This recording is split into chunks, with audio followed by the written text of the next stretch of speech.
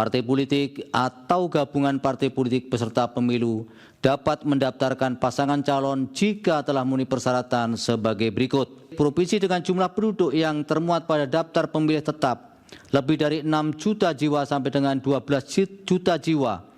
Partai politik atau gabungan partai politik peserta pemilu harus memperoleh suara sah paling sedikit 7,5% di provinsi tersebut. Mahkamah Konstitusi memberikan keputusan yang berani dalam sidang putusan perkara aturan persyaratan pencalonan kepala daerah pada Pilkada 2024 yang dimohonkan Partai Buruh dan Partai Gelora pada Senin kemarin.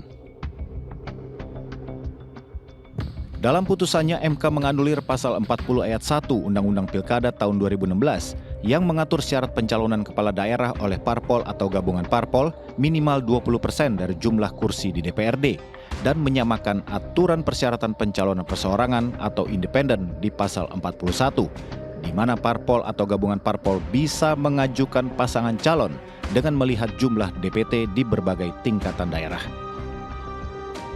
Untuk Provinsi Jakarta, syarat pencalonan gubernur, wakil gubernur masuk pada poin ketiga, yakni minimal mendapat perolehan suara sebesar 7,5% dari jumlah daftar pemilih tetap atau DPT dengan kategori jumlah penduduk antara 6 juta hingga 12 juta orang.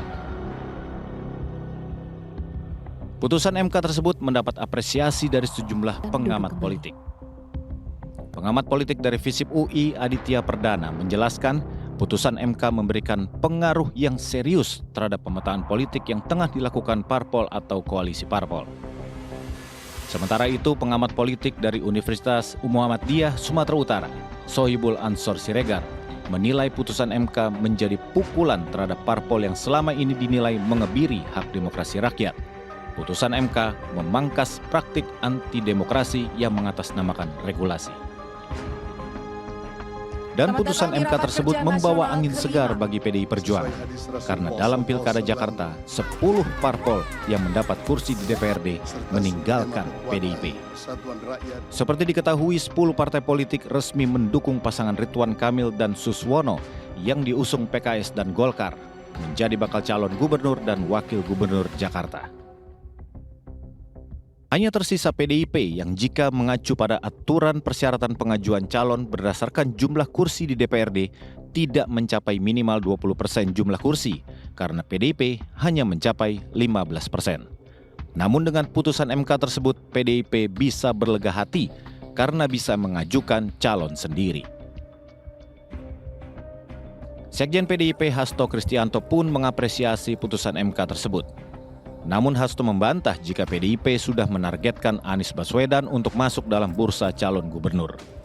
Dan kami mengucapkan terima kasih, suara rakyat didengarkan dan PDI Perjuangan akan semakin menyatu dengan rakyat dan akan bisa mengajukan calon sendiri di Jakarta. Soal Aniesnya sama Hendra. Ya kan calon sendiri bisa mengajukan. Ya nanti kita lihat aspirasi rakyat.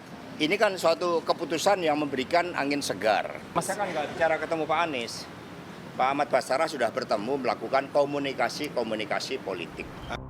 Sejauh ini PDIP belum menetapkan siapa yang akan dicalonkannya untuk menjadi calon Jakarta 1. Sejauh ini nama Basuki Cahayapurnama alias Ahok dan Anies Baswedan yang ditinggalkan PKS masih berpeluang untuk dicalonkan, mengingat keduanya pernah memimpin Jakarta. Bagaimana langkah politik PDIP selanjutnya? Terlepas Ahok atau Anies yang belum mendapat pinangan, mampukah PDIP memberikan perlawanan terhadap koalisi besar parpol di DPRD Jakarta? Atau putusan MK bisa mengganggu koalisi besar tersebut? Menarik untuk kita tunggu. Dari Jakarta, Tim Liputan RTV.